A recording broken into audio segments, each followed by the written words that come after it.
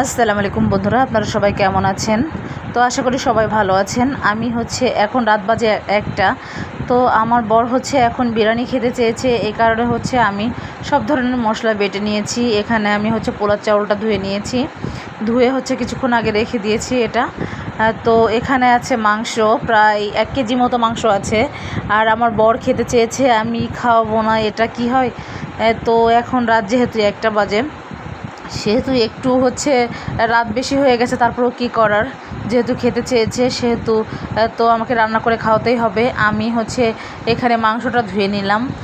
তো আমার মাংসটা অলরেডি ধোয়া হয়ে গেছে। এখানে আমি মাংসটা চুলায় বসিয়ে দিয়েছি সব ধরনের মশলা দিয়ে। যে এখানে আমি বিরিয়ানির মশলাটা দিয়ে দিচ্ছি। বিরিয়ানির মশলাটা আমি মানে চুলাটা একদম লো আঁচে রেখেছি, রেখে যে বিরিয়ানির মশলাটা দিয়ে দিচ্ছি। আর আমার মাংসটা কষানো শুরু হয়ে গেছে। এখানে আমি কাঁচা ঝাল দিয়ে দিলাম।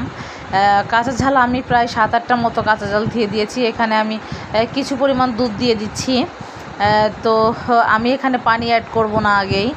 আমি এখানে দুধ দিয়ে দিলাম। দুধ দিয়ে আমি এখানে দিয়েছি কিছু পেঁয়াজ, শুকনো ঝালের গুঁড়া দিয়েছি। দিয়ে আমি এই যে আমার মাংসটা দেখেন প্রায় কষানো হয়ে গেছে। আর মাংসটা দেখেন কালারটা কত সুন্দর আসছে। তো সবাই আমার ভিডিওটা একটু দেখবেন। এখানে আমি পোলার চাউলগুলোও অ্যাড করে দিয়েছি।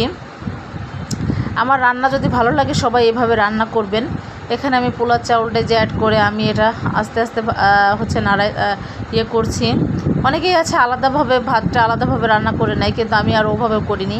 আমি মাংসটা কষানো হয়ে গেছে, এই কারণে আমি পোলার চাউলটা এর ভিতরে দিয়ে দিয়েছি। আর আস্তে আস্তে আমি এটা নাড়াচ্ছি। এখানে আমি আবার কিছু পরিমাণে দুধ দিয়ে দিয়েছি, দেখেন এই যে। আর আমি এখানে পানিটা দিয়ে আমি দেখাইনি, এখানে আমি গরম পানি অ্যাড করেছিলাম, কারণ আপনারা সবাই গরম পানি অ্যাড করবেন। ঠান্ডা পানি দিলে জিনিসটা ঠান্ডা হয়ে যাবে হঠাৎ করে। তো দেখেন আমার এই যে বিরিয়ানিটা অলরেডি হয়ে গেছে, প্রায় হওয়ার কাছাকাছি। দেখেন কালারটা কেমন আসছে, আর বিরিয়ানিটা ঝরঝরেও হয়েছে।